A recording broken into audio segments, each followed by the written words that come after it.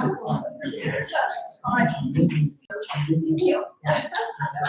right, well, 6 o'clock, let's get started, and welcome to the meeting of the Sheridan School Bond Oversight Committee.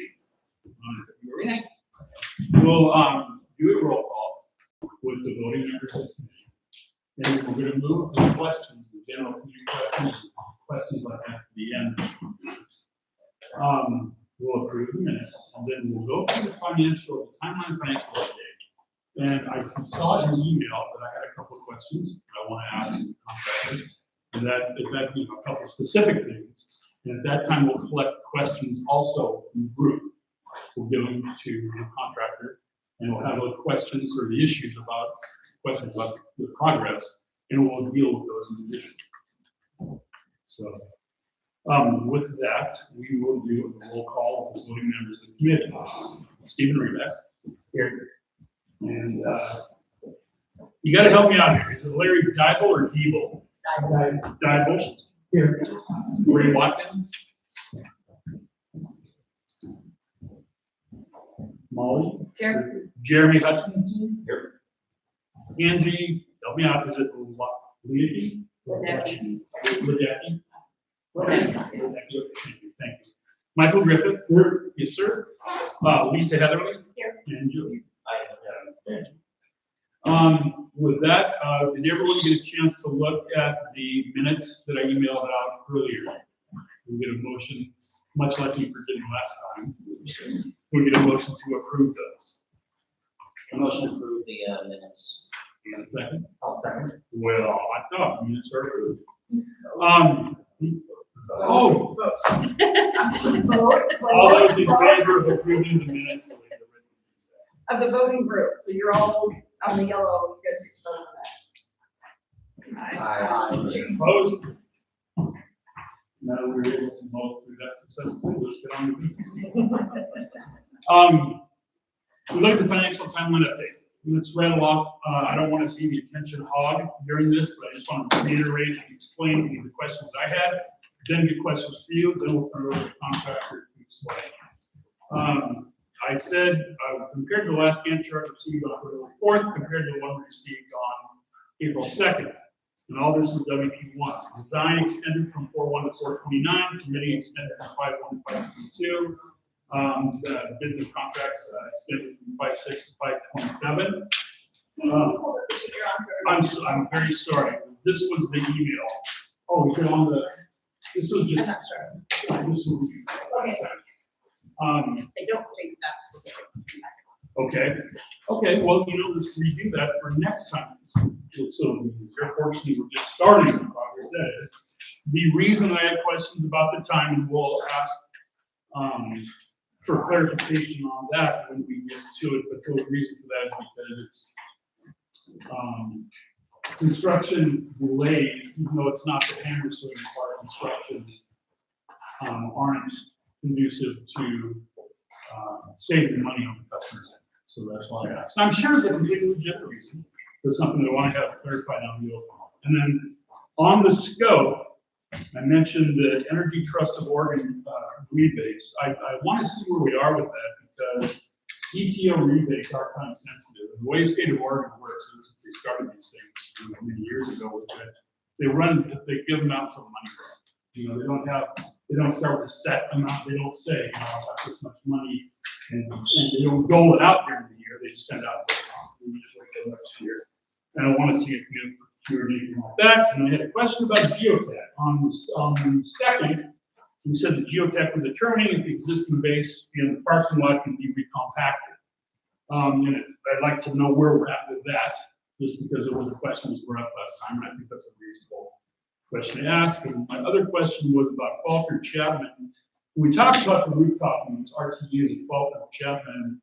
We talked, HVAC is not a cheap undertaking, and there's a lot of different ways to look at that, a lot of metrics to look at that. And I do think it's in the purview of the charge of this committee when we ask the contractor what are we using, what standard, what metrics are we using to determine what RTUs can be replaced. That's something that we get, and that information be provided to Sean Vesper. I think it's fair for us to ask if this organization, because it's publicly facing decisions in the next bond, and then whatever that rationale is, will be used to replace CRQs, then Mr. Vesper gets it, but then we can wash our hands and, yeah.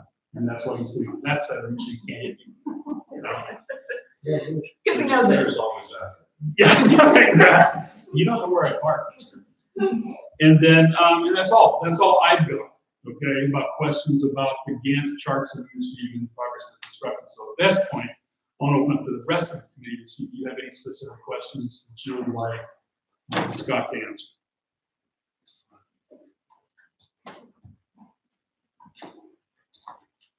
I really didn't feel is there any, I mean, I realize we're not in the throes of real construction yet, but we definitely are at a point at this, we're at a point now that we need to ask some questions. Or at least I feel it was my project, oh, yeah. And may I ask, Yes, sir. where do you get the information to ask this question about? Well, where I got the information is I compared the schedule that we were given on the second. Yes, this is the Gantt chart, you might see the Gantt chart. I compared that, because like I said, because we're not really into the thick of construction yet. So all I have to base it on is what we have from that versus what we were just provided for the meeting that I had sent out. That schedule, does that make sense? That schedule we provided prior to this meeting. And those two changed a little bit. So this February versus this now. Yes, February versus today's. And those have changed a little bit. And the specific items that changed relating to the work packages that we're working on for right now, I'm curious as to why they've changed. Okay, because you said that you sent something out that I did not receive. Well, there you go. Oh my gosh, okay. I mean, I'd be reticent to trust me with technology, so let me look back and make sure that, I mean, did you guys look at the Google group, the way I set it up and sent it? So I wouldn't put it past me to mess that up. And I apologize. I mean, that's fine because I get messed up on the fire vote for the budget. Yeah. Well, I guess we can't answer that. Okay, so I went back and pulled the February 4th, so you're talking February 4th one to this one is what you. That is correct, that is correct. Okay, And in my answers about work package one, WP1, I said this design was extended, committee was extended, and BC was extended, and that is if you were looking at those line items, fine, those two, that's what's gonna be. So, if there's no other questions, then I'm sorry, Scott, I can review this, because I should have printed this out to give to you to say these are our questions, right? I've printed out your email. Okay, I don't trust myself to remember. So, all right, so I'll turn it over to you. Okay. So what would you like me to do? Just work through your questions? Sure, and then whatever general updates you feel, is appropriate. Okay. All right. So in respect to the questions, so the first one was regarding schedule and design permitting and what we call bidding and contracts. Those shifted out about 3-4 weeks. And the schedule that you received on February 4th was before any professional services were engaged. So we received a cost estimate from the designers about January 26th. And so we took a look at that, we adjusted the budgets and the scope based on those estimates. And then we solicited services from the architects, also from professional roofing consultants, or our bullet consultants were kind of there, as well as we engaged geotechnical and land survey. So all those folks, we identified where our construction schedule was, we back engineered from there, and they identified based on their manpower availability when they did the work. So because it didn't impact our ability to start construction, it did narrow that gap between bidding and the start of construction, but it didn't change the start of construction. So we accepted those schedules, and then we held them to those schedules. So the February 4th was done in a vacuum of what we thought would be best, and then once we engaged those 4 stakeholders, then we worked with them on the manpower. So where we're at is we're still bidding it out. We'll be putting it on the street this month to bid. We'll have it on the street for 3 weeks. We'll award and come to the board. I believe there's a board meeting May 20th. Does that sound right? that sounds correct. Okay, so we'll have the bids ahead of the board meeting, so we'll go to the board on May 20th and say, here's the roofing one, and here's the parking lot with the lights one, here's where they bid, here's our budget, please approve. And then that'll put us about a month before construction is scheduled to start. So we'll do contracts concurrently with that. Construction is scheduled to start June 22nd. Why June 22nd? Because I hear it's very busy right after June 20th with hometown days and everything else. Last thing we need is a bunch of dumpsters and parking lot tore up and roofing materials and so on. So we're gonna go through hometown days, and then Monday the 22nd, everybody mobilizes. So yeah, so just based on, February 4th didn't have any stakeholders engaged yet. Today, now we do, and they've been working through the design. In fact, I received the draft roof design today for our review. That's about what we call a 90% construction document set. I'm gonna take a look at that over the next 2 days, take it back to them with any comments. So, perfect. We'll put it, I think 29th, April 29th is a Wednesday. That's when we'll have it advertised in papers. We'll have the Daily Journal of Commerce and the local paper, and we'll put it also on the Oregon Buys state website. So, Thank you, that'll work. Sure. Then about the ETO. Yeah, so the ETO, so yes, Christina Skellinger, she's the renovation rep for Energy Trust of Oregon, for those who don't know ETO. And so they make grants available for energy savings projects, and their funding tends to go like this, and especially around the time of COVID and other things, it was, hit or miss. So their grants are starting to come back up. So I had a conversation with Christina about not only this summer's work, but last summer's work. This summer's work, yes, she's running some calculations with Brian Morrison, who's another person at ETO, who's going to check our lighting designs and see what available funds are available, or that they can provide us for that. They also typically pair that up with what we call Senate Bill 149 funds. My guess is those have been used or mostly used, or we figured that might still have some. Brian Morrison, I just sent him all of our power bills. Okay. We wanted to know that to just make sure. Oh, for those past lighting Sure we're projects. not eligibility. Okay.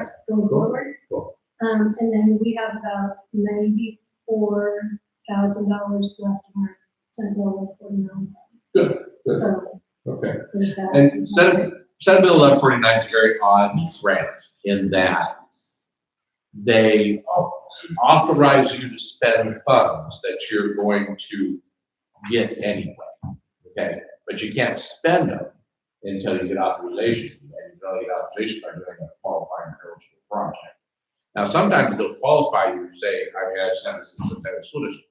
They qualified for us to use about $1 million with Senate Bill 149. So they only have about 800,000 in the account. So they get more money each year. So, they sort of pre-approve the next 200,000 such that it's going to get as soon as it comes back. So that's one pocket. Then the other pocket is Energy Trust of Oregon, which is basically a reimbursement shortly after you finish the project. You turn in invoices and then they give you that. And they let you know what that is up front. So yeah, so it sounds like Brian's already reached out to you, and Karen's gonna discuss that in her thing also. Yeah, and so that's exterior lighting, so it'll be a small grant. I'm hoping for a much larger grant with mechanical system replacements and some of the other investments we'll be making in 27. So, and I've had conversations with her about that, so I'll get that to you. And then, thank you for that, and then the geotech decision. Yeah, the geotech. So unfortunately, we have about 12 inches of undocumented fill under our parking lot. Specifically, and undocumented fill doesn't always behave well. I mean, it can, but that's kind of random. You've seen the main lot here, from here to the other side. I'll let you figure out which one has the undocumented, which half has undocumented fill under it. Yeah, it's in our side. That's why you have all the writing and the potholes and whatnot. So Geotech did what they call some probes to see what the the compaction capability is, and they identified that there is undocumented fill on the kind of top 12 inches. So from basically that speed bump that way, we're going to take all the asphalt out, and we're going to take down 12 inches, and we're going to bring back in 12 inches of structural fill and repay that whole portion. From the speed bump this way, we're going to grind and do an override. We're not going to take down the gravel. So now when I say we're going to take out 12 inches all there, we're going to have a geotechnical engineer that will be monitoring that excavation. So if they find, we might pack the proof roll ahead of time, see if we've got any areas that are firm. Doubtful, but if we do, then we might be able to kind of pick and choose where we excavate. When we take out 12 inches, so that everybody's aware, full transparency, when we take out the 12 inches, if we still see some soft spots below that 12 inches, we have to excavate a little bit more. So the geotech will be out there throughout that excavation process, monitoring that. But they don't just say, "Oh, take out another 12 inches." What they do is they watch basically each scoop. They take a look. Yeah, that's not so good. That's good. It's a little bit of art to it as well. Like that way, you're not taking out more than you have to. We're trying to be very targeted specific about that. But given your potholes and your undulation in that parking lot, it will not surprise me if we have some soft areas. We've got to move a little bit of soil. For those that don't know, asphalt doesn't bridge anything. Your entirety of your parking lot depends on your substrate, not on your asphalt. That's just sort of a water protected for gravel. So anyway, so we'll be very strategic about that, but I'm sure we'll probably use a little bit of project contingency, to take care of the soft spots. Unfortunately, it's not cheap to move dirt. That's happening. All right, the works and the buffer Chapman RTUs. Walter Chapman RTUs, we've got a request for a fee proposal from Systems West Commission, or excuse me, Cezanne Group, to do what we call a more detailed retro commissioning of your HVAC units at FCS. The original designers took a look at it, kind of a very cursory look at the units and said, replace them all. It was like 15, 18, 15 and 1 and 83 of them. So 18 units. You don't have the budget to just pull and replace all 18 units. And I also worry, engineers like to design new stuff. They're not they don't like to necessarily retrofit the system. So by kind of having that broad brush, I'll just replace them all. Well, we don't have the budget for that, so what can we do? So Cezanne Group is direct hired by the school district to do your commissioning of the mechanical systems. They're going to come out and they're actually going to do a basically what we call a retro commission of each and every unit, and then do an analysis of what is its remaining life. Well, two things. One is what would have to be done to get it working fully operational, if anything can be. They might just say, no, this one's dead, and that's okay. We want somebody to go more detailed work. And if we make repairs, how have we extended the useful life? Have we extended it 3 years, in which case that's not worth the repairs.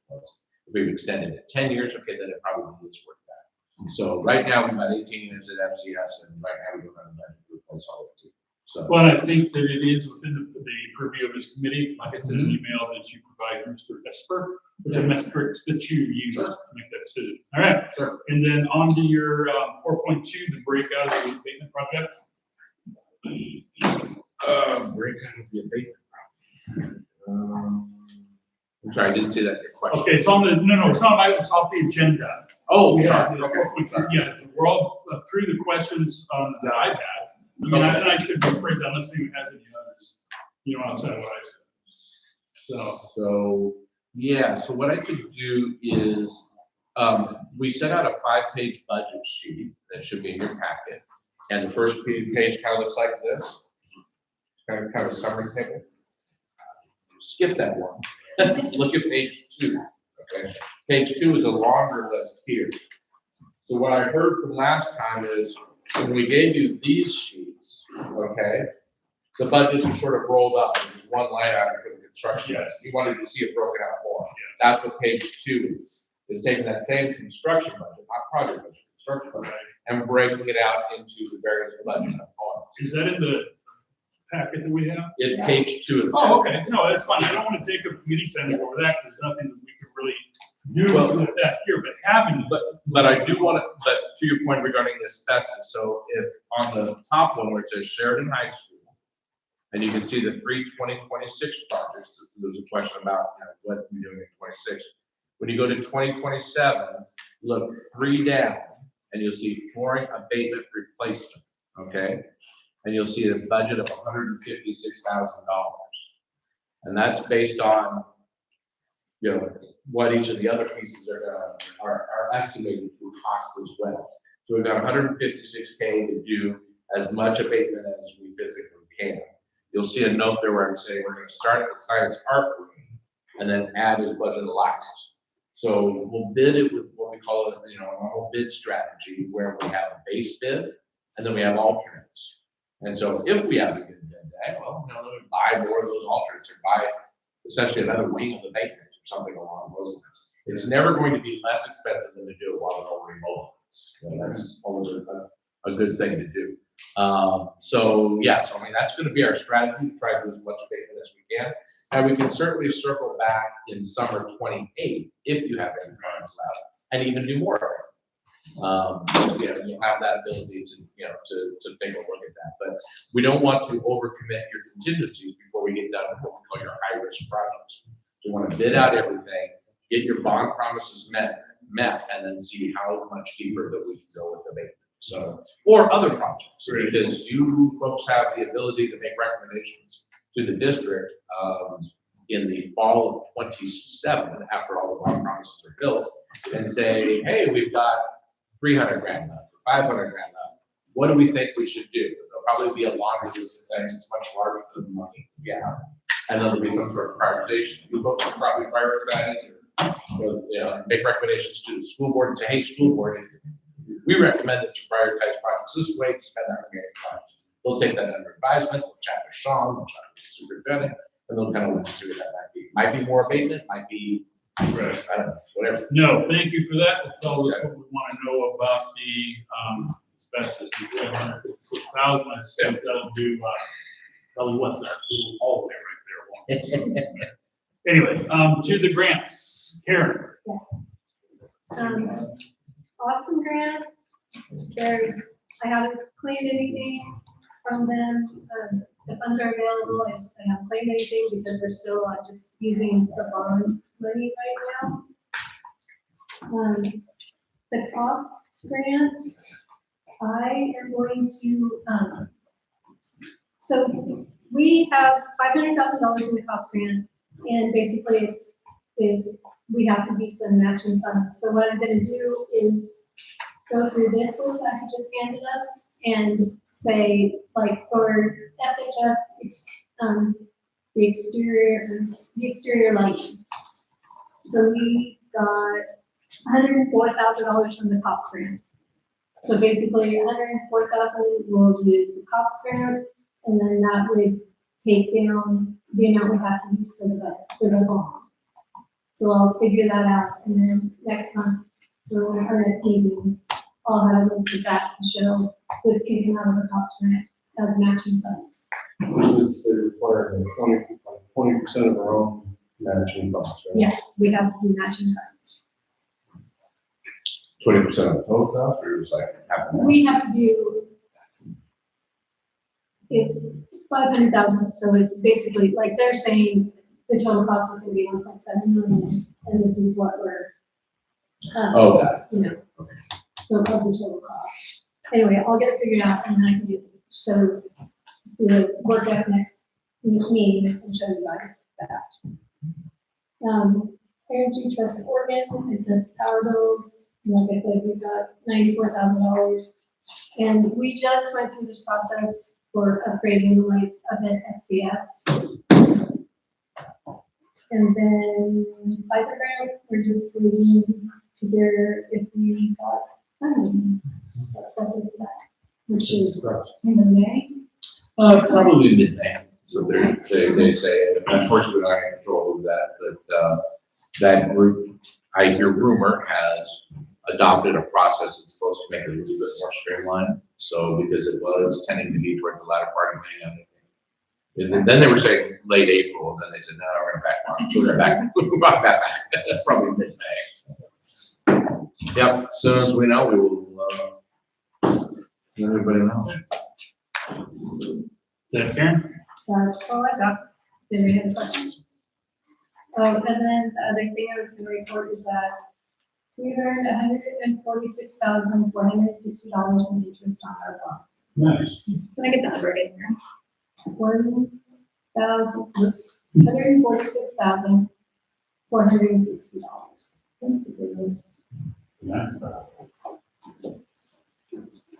Seeing no questions from Karen, Rose Elaine. So let's finish typing that while I have it later. All right, communication. So first thing is always and ever going to be the website, just reminding everyone that it is out there and that we are kind of updating it as we go. Also, just a reminder, the minutes and packet for these meetings are also on the website. So if you don't get the materials and things like that, you can always check that. And I'm attaching an agenda in a packet, just like board meetings. That are linked off that website, so that's another resource there. Just under the umbrella of communications, could we circle back to the email question? Because I heard a couple people that didn't get the information Jared sent out. So Larry, you said you didn't get it, and George, you didn't. I didn't see it either. Okay. I don't know if it goes into my junk mail or not. Okay. So we'll work on that. I just want to kind of confirm this. Because I didn't check my junk mail. Valid. Well, it's someone more technologically capable. Sorry.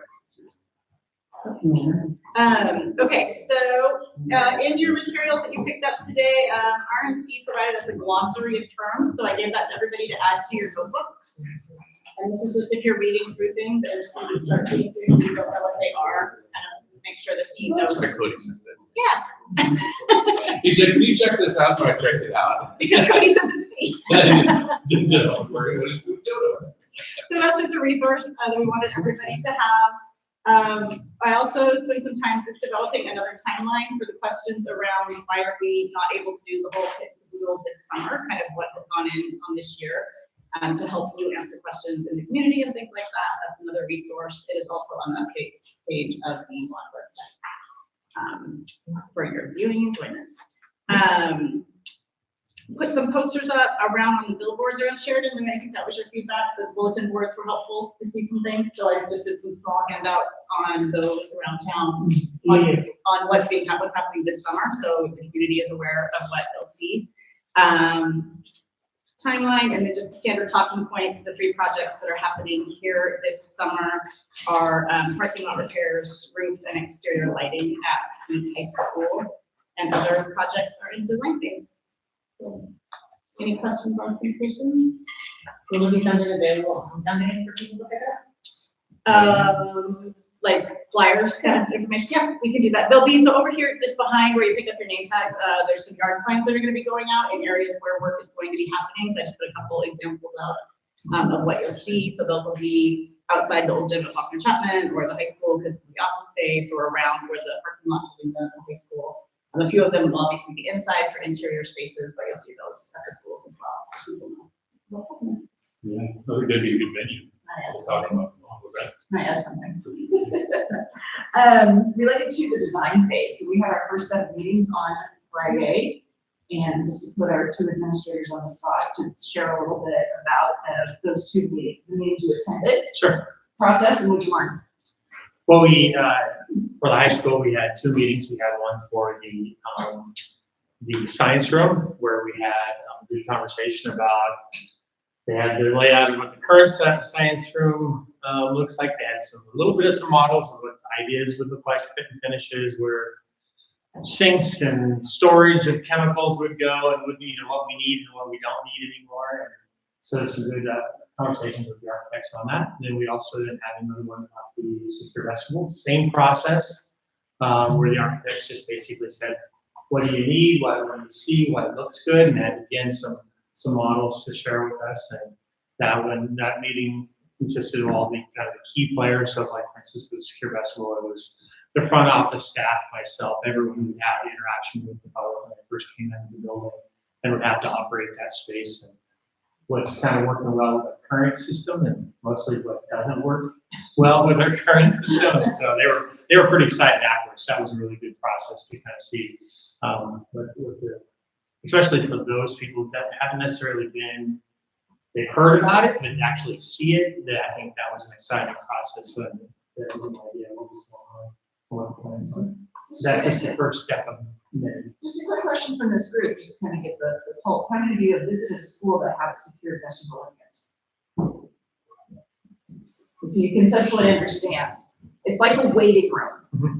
So if you go into Dayton High School, junior high, you go into it's like a little doctor's office waiting room, and you are not allowed into the rest of that building until you have, actually, Dayton, I think they pretty much check the blood. Yeah. You have to give all this information and you're given a passcode.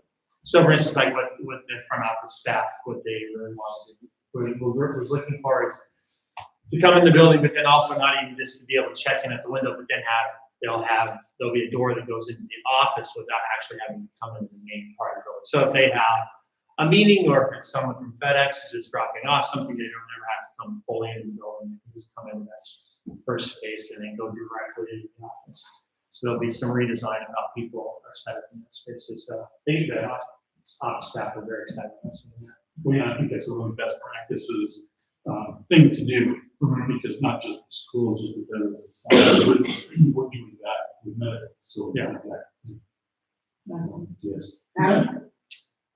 Yeah, we had 2 meetings in the afternoon. First was band and choir rooms with band and choir teachers. They were extremely excited to sit and get to talk about this stuff, because I guess that's how to put it. Yeah, Derek in particular had a lot of thoughts.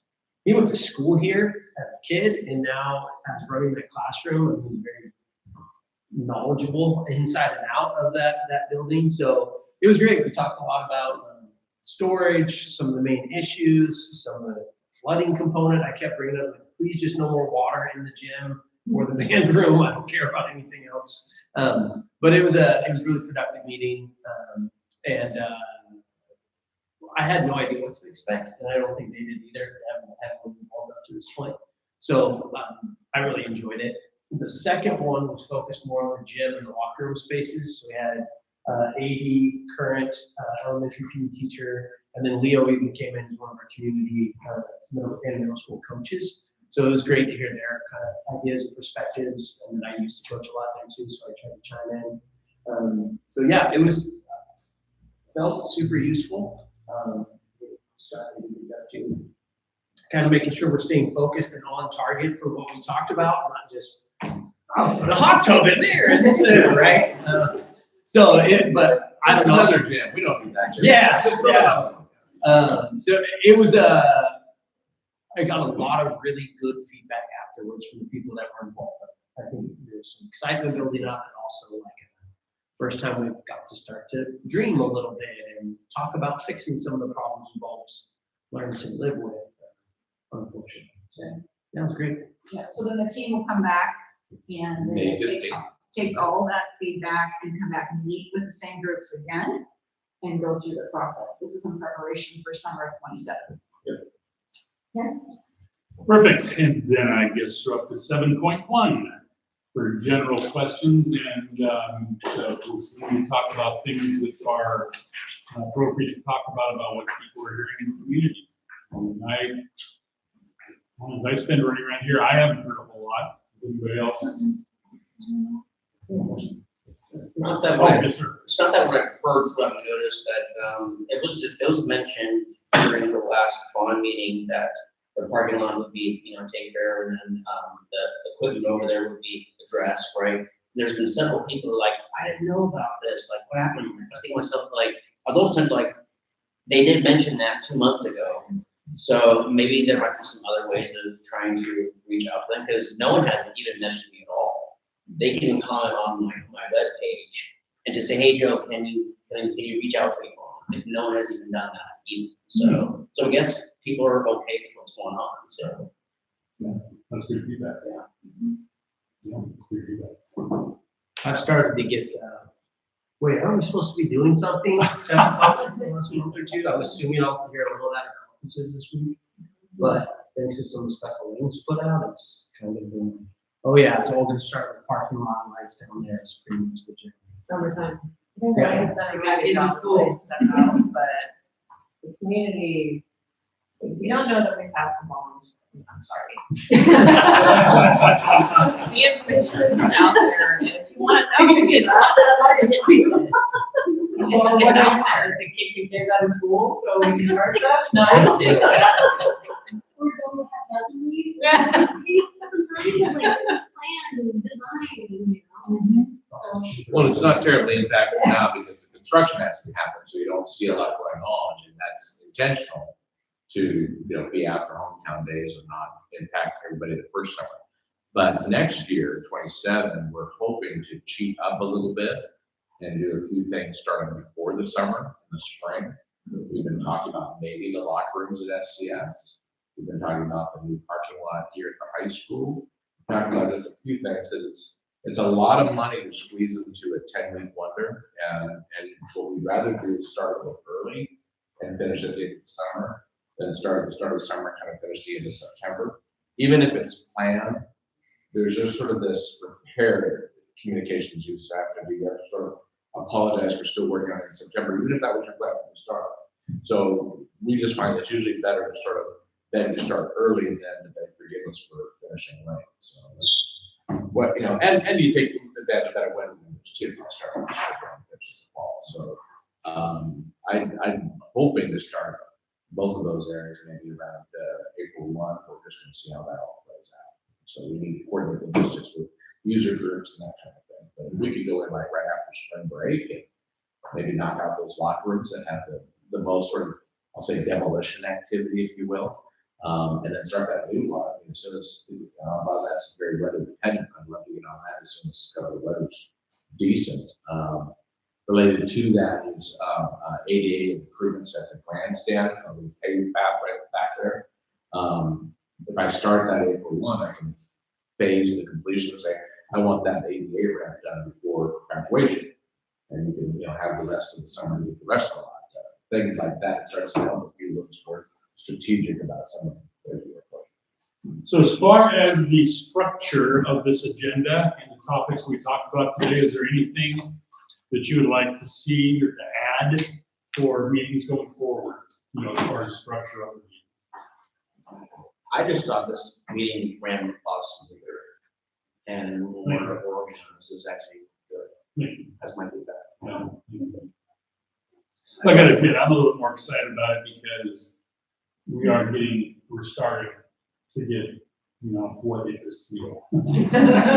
Doing the work, and so now I think, especially moving forward, we'll have even more questions that I think are tangible, Yeah, thanks, Joe. And Larry had a question too. Pardon? Larry had a question. Okay, Oh. Steve, this is for Sean, and when you talk about the parking lot, are you going to be taking down all that shed and the other stuff out there, or is that going to be staying out there?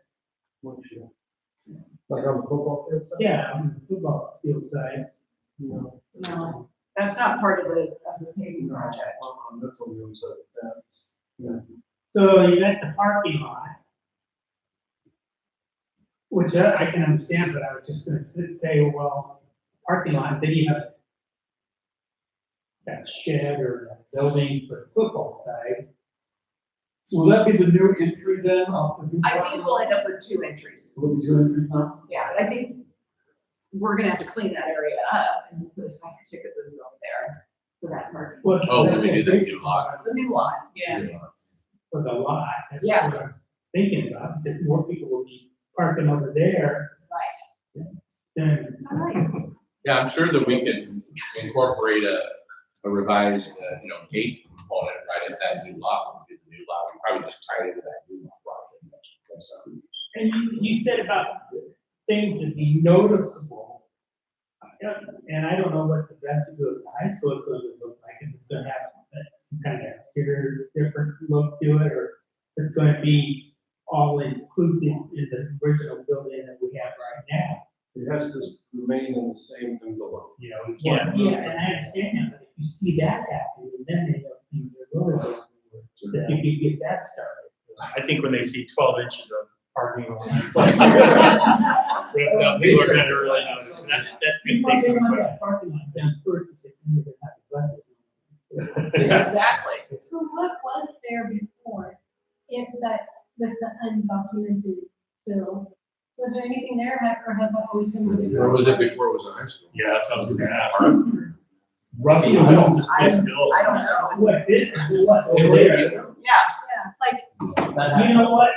The old high school was set right, basically, right, I think, where we're at right now. Is that right? What happened to the old one? Was it demoed or burned down or how did? They tore it down to build around, the new one around it. Oh. Could have that bothered that.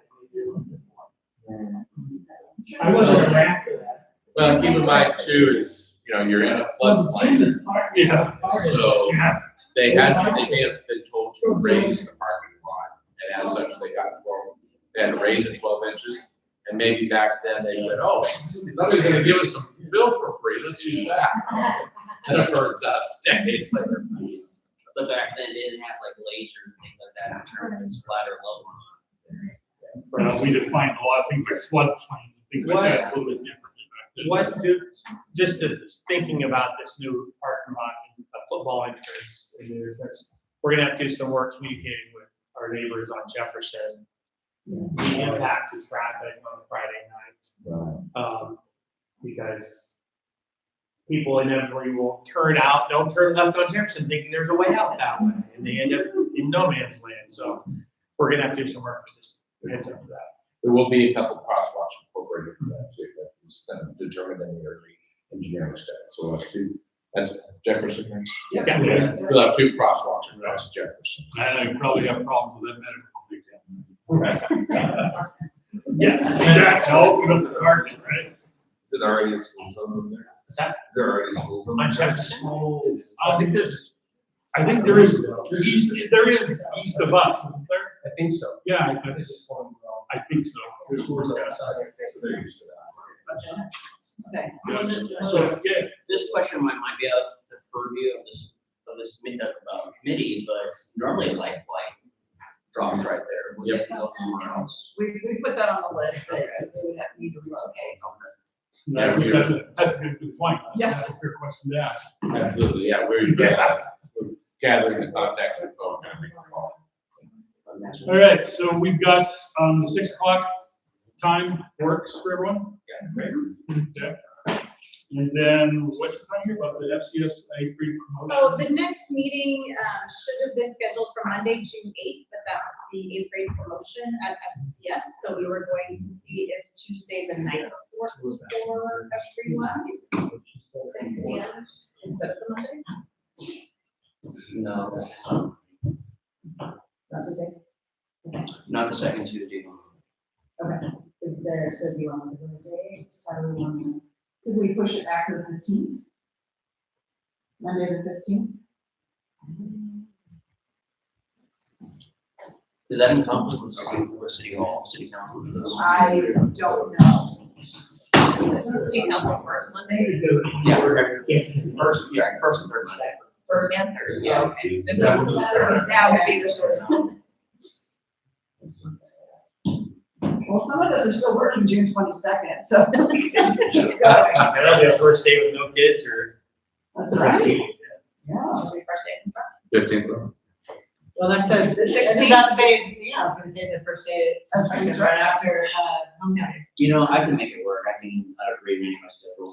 For the 15th? Not for the. 22nd? The 18th? The The 9th? The 9th? Okay, Tuesday the 9th. Tuesday the 9th. And is this time good? Do you want to do it sooner or? It's gonna be the night. Yes. Yeah. Sooner is questionable. Yeah. Okay, no, fair enough, fair Yeah. enough. I mean, I don't want to make whatever works for. Okay, June 9th at 6. Okay. Excellent. Yeah, June 9th. Okay. All right. And then just noting that we are going off of the every other month schedule for summer and we'll come back in September. Fair enough. And we can certainly communicate, as a group, here, we don't know if there's anything that we need to have. As well. Would you like to schedule a tour of the completed work? I mean, it's not hard, just a lot of work. I mean, ahead of school starting or not, or I don't know, we could certainly make something available. We would like, maybe we talk about that in the June meeting. Let's talk about the June meeting. You think that's fair? Or June 9th. I think that's, because I don't think anything transition. Now in June, that will necessitate on me. Kevin's going to say that. For what I know, the way things are progressing now. Okay, well, that being said, is there anything else for the good of the order? I have one more quick question. Yes, sir. I remembered some time ago during bonding that there was, talk about trying to get a grant for the roof of a building to try and make sure that, that grant would help cover, costs, so that way it would eat up the bond cost. Was that mentioned in this meeting, or did I miss? Oh, it was a meeting. That was the seismic grant that she mentioned. Yes. Made the deadline. May is when we'll find out, yes. We had to turn that So it in. wasn't, I had a brain fog on it, sorry. Yeah. Well, and she didn't mention growth, she just mentioned seismic grant. Yeah. But if we get that seismic grant, that affects the old gymnasium building and would allow us to do a new roof, which is not currently in the scope. I'm sure we'd like to do a new roof, but All right, well, that being said, thank you. Have a pleasant evening, and we are adjourned. I know, it's like. Just a bit. Like, we transition it. Oh, practice. Nice.